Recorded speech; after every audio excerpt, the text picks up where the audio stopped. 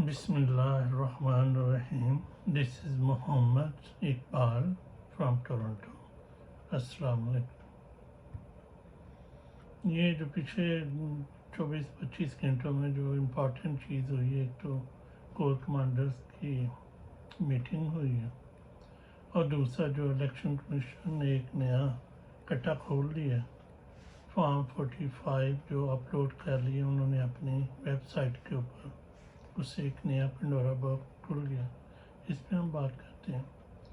پہلے تو وہ بات کرتے ہیں جناب کور کمانڈر کی، جو پاکستان کے اصل حکمران ہیں، جو پاکستان کے اصل مالک ہیں، جو ہماری تقدیروں کے فیصلے کرتے ہیں بیٹھ کے بند کمروں میں.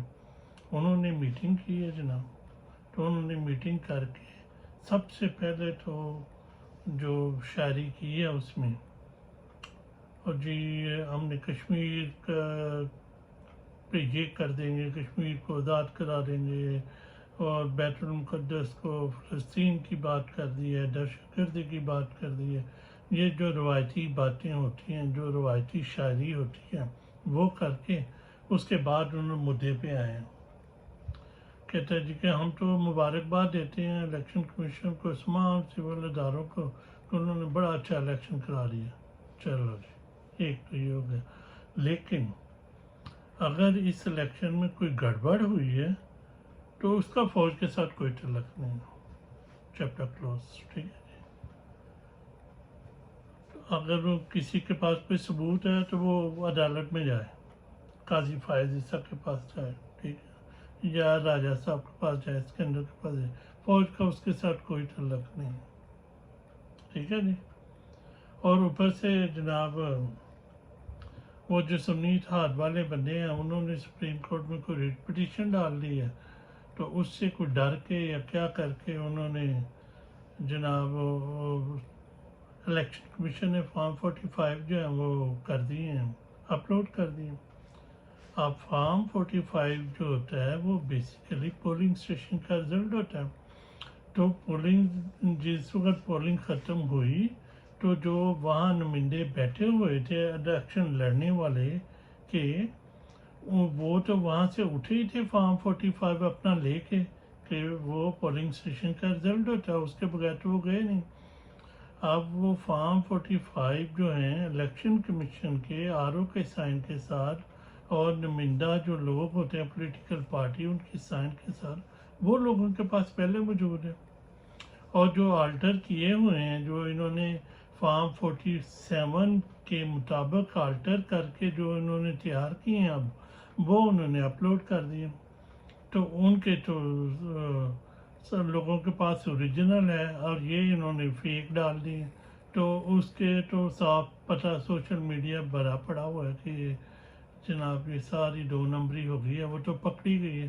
اب دیکھیں یہ 2 نمبری اتنی آشکار ہو گئی ہے، وہ کس کے گلے پڑتی ہے. فوج تو کہتی ہے کہ جناب ہم نے تو، ہمارا تو اس معاملے سے تعلق ہی کوئی نہیں تھا، ہمارا سیاست سے بھی کوئی تعلق نہیں تھا، الیکشن کروانے سے بھی کوئی تعلق نہیں تھا. تو کوئی شک نہیں ہے کہ ہم اپنی فوج کی بات کو نہ مانیں.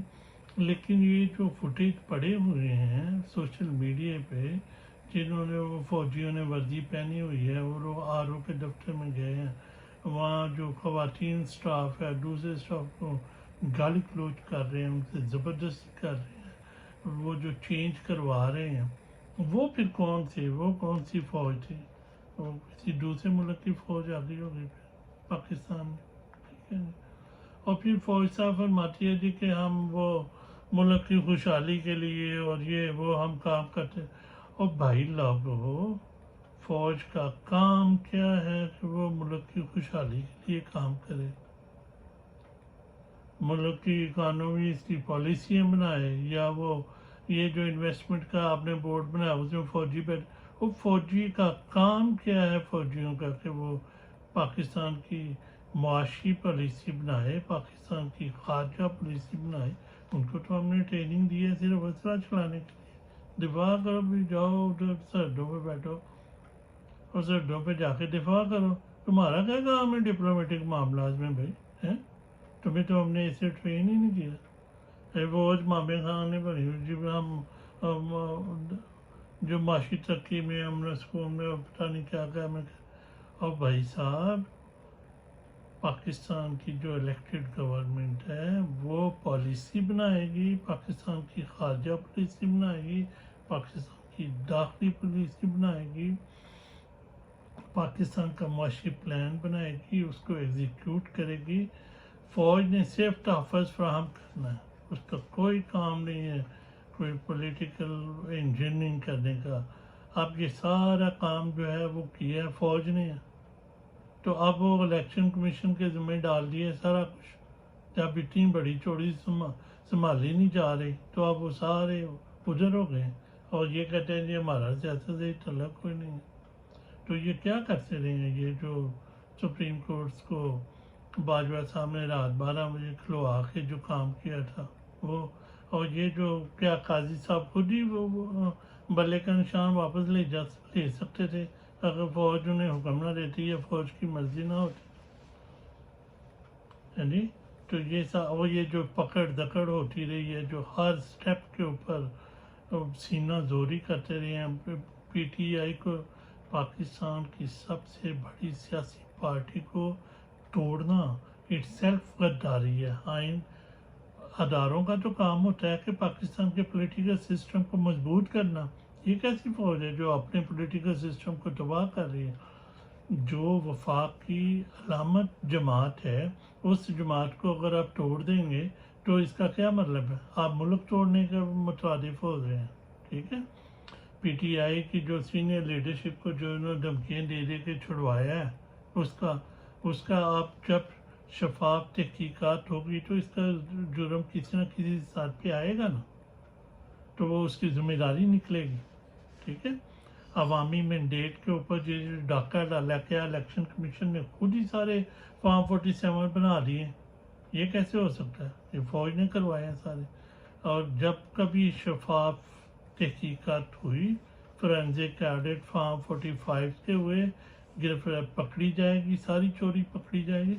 یہ تو 3-4 گھنٹے کی ہے، سارا کام تو ہوا ہے، صرف سامنے رکھ کے فارم 45 اصلی اور نقلی سامنے رکھ کے اور بس فیصلہ کرنا، 3-4 گھنٹے میں فیصلہ ہو جانا۔ یہ آرٹیکل 6 کسی نہ کسی کے پھندے پہ لگے گی، کبھی نہ کبھی تو ضرور لگے گی نا، ہمارا ایمان ہے کبھی نہ کبھی تو آئے گی۔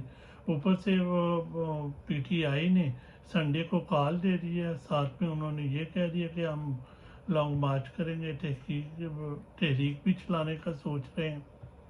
تو فوج کے لیے بہترین حل یہی ہے کہ فارم 45 کے جو ایکچوئل رزلٹ ہیں ان کو فوراً اناؤنس کیا جائے، اناؤنس کر کے جو حقدار ہے اس کو حقدار دیا جائے اور حکومت ان کو بنانے کا موقع دیا جائے جو اس کے حقدار ہیں، تاکہ ملک کسی طرف چلے، ورنہ تو ملک ایسے تو نہیں چلنے لگا۔